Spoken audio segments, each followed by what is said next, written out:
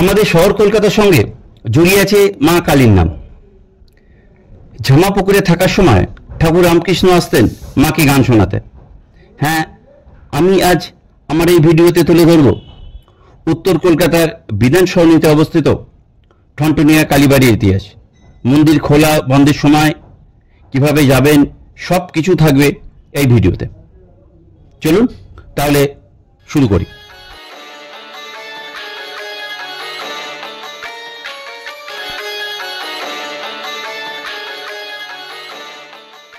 Video শুরু করার আগে বড়দের জানাই বিজয়ার প্রণাম আর ছোটদের আন্তরিক শুভেচ্ছা ও ভালোবাসা।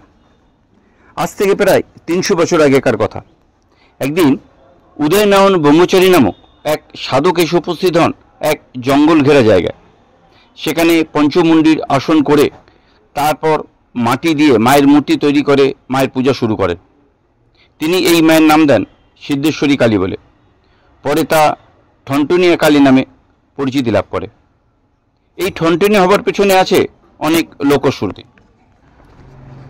যখন তিনি পুজো করতেন তখন মন্দিরের ঘণ্টা ঠং ঠং করে বাজত।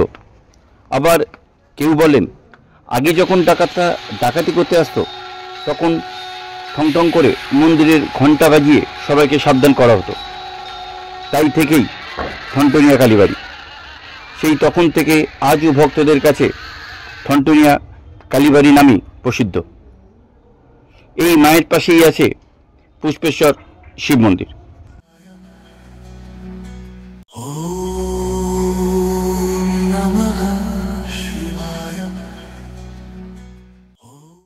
উদয়নারায়ণ ব্রহ্মচারী যখন কাশী যান তখন তিনি এই মন্দিরের দায়িত্ব বাবু শঙ্কর ঘোষ মহাশয়কে দিয়ে যান।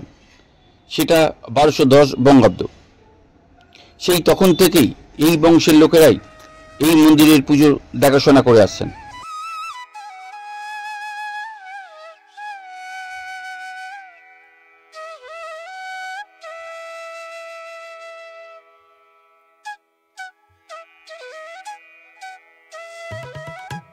এই ঘোষ বংশের সঙ্গে ঠাকুরের যোগাযোগ আছে। বাবু শঙ্কর ঘোষের পৌত্র সুবোধরঞ্জন ঘোষ ছিলেন ঠাকুর রামকৃষ্ণের সর্বকনিষ্ঠ মন্ত্র শিষ্য। রামকৃষ্ণের সঙ্গে প্রথম কোষাধ্যক্ষ শ্রদ্ধেয় স্বামী সুবোধানন্দ মহারাজ।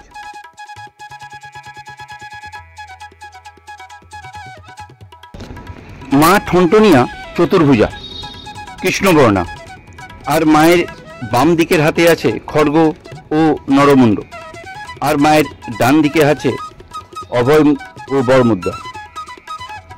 মা এখানে মূলত রূপের গহনায় বেশি সজ্জিত হন, শুধু জিপটি তৈরি সোনার।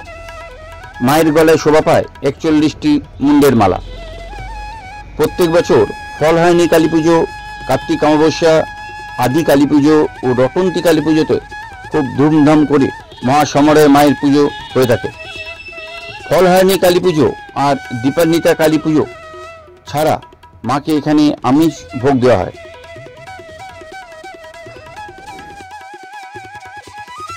ঠনঠনিয়া কালী মন্দিরে মায়ের মূর্তিরা কিন্তু মাটি দিয়ে তৈরি। আপনারা ভাববেন না এটা পাথরের তৈরি। প্রত্যেক বছর মূর্তিটি সংস্কার করা হয়। এখানে মাকে তান্ত্রিক মতে মায়ের পুজো হয়ে থাকে।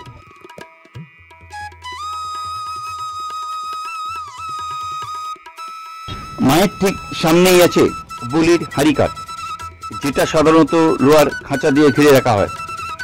কারুর মানসিক থাকলে আজ ওখানে বলি দেবার প্রথা চালু আছে।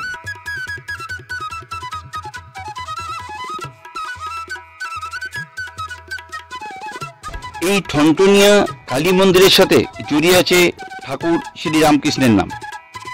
1853 সাল নাগাদ ঠাকুর যখন প্রথম জীবনে ঝামাপুকুরে বাস করতেন তখন ঠাকুর মাঝে মধ্যে মন্দিরে এসে মাকে গান শুনিয়ে যেতেন।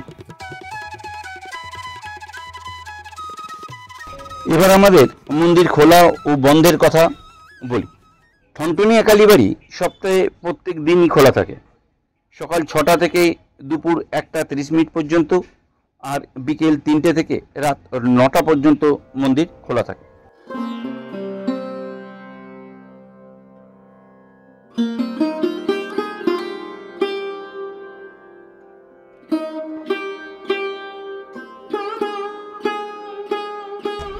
এবার বলি এখানে আসবেন কিভাবে।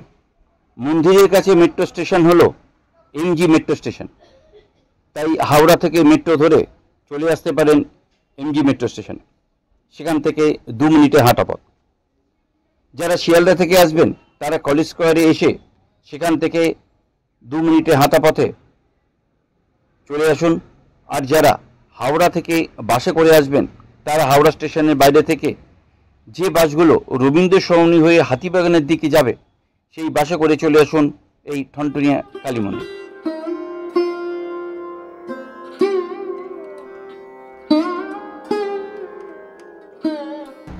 ঐতিহ্যের পাশে আজও এই পুরনো ইতিহাস বহন করে চলেছে এই মন্দির। ট্রামের ঠনঠন শব্দ আজ আর শোনা যায় না ঠিকই, তবে সেই ইতিহাসের ঠনঠন শব্দ আজও ধ্বনিত হয় এখানে আসা ভক্তদের মনের মাঝে। এই ঠনঠনিয়া কালীবাড়ি কলকাতার ধর্মীয় ইতিহাসের জীবন্ত পীঠস্থান। কালী পুজোর প্রাক্কালে মায়ের দর্শন ও মায়ের ইতিহাসের গল্প আপনাদের সামনে উপস্থাপন করলাম।